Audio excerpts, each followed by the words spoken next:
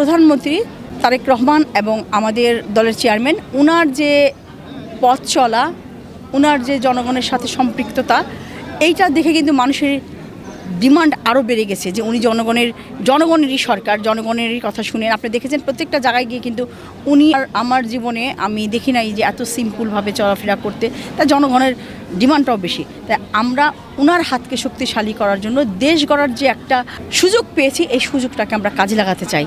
জনগণের সাথে এমনভাবে মিশতে চাই, জনগণের সাথে এমনভাবে কাজ করতে চাই, আমি না থাকি, মানুষ একটা পোস্টে সারা জীবন থাকবে, কিন্তু জনগণ যাতে আমার কথা বলে যে আপা এই কাজগুলো করে গেছে আমাদের জন্য।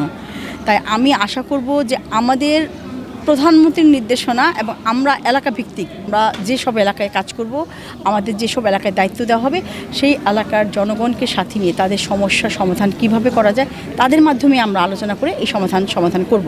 আপনারা জানেন আজকাল চাঁদাবাজি, আপনি একটা বাড়ি করবেন কিংবা আপনি একটা ব্যবসা করবেন, এটা নিজস্ব অনেক ছোট ছোট ব্যবসায়ী আছে যারা অনেক কষ্ট করে একটু পুঁজি জোগাড় করে আপনার এই ব্যবসা বাণিজ্য করছে। তাদের কাছে যখন চাঁদা চাওয়া হয়, আমরা যখন জানতে পারি আমাদের কিন্তু আসলে কষ্ট লাগে, সেই লোকটা নিঃস্ব হয়ে যাবে, তার কিছু করার থাকবে না। এই চাঁদাবাজির থেকে কিভাবে উদ্ধার করা যায়, এই একটা জিনিস।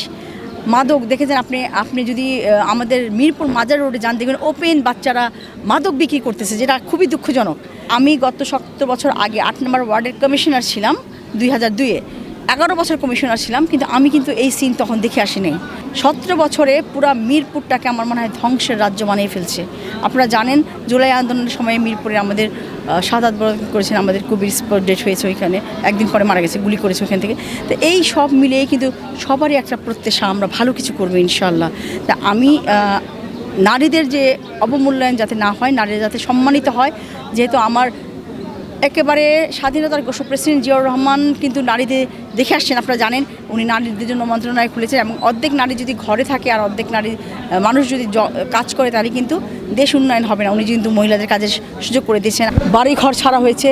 আমাদের সাধারণ একজন কর্মী যে সেও নিঃস্ব হয়ে গেছে, যে শুধু সমর্থন করতো তারও প্রমোশন হয়নি। তা ওইখান থেকে আসলে আমরা আন্দোলনটা শুরু করি, এবং আলহামদুলিল্লাহ তা আমাদের কাছে জনগণের প্রত্যাশা অনেক বেশি।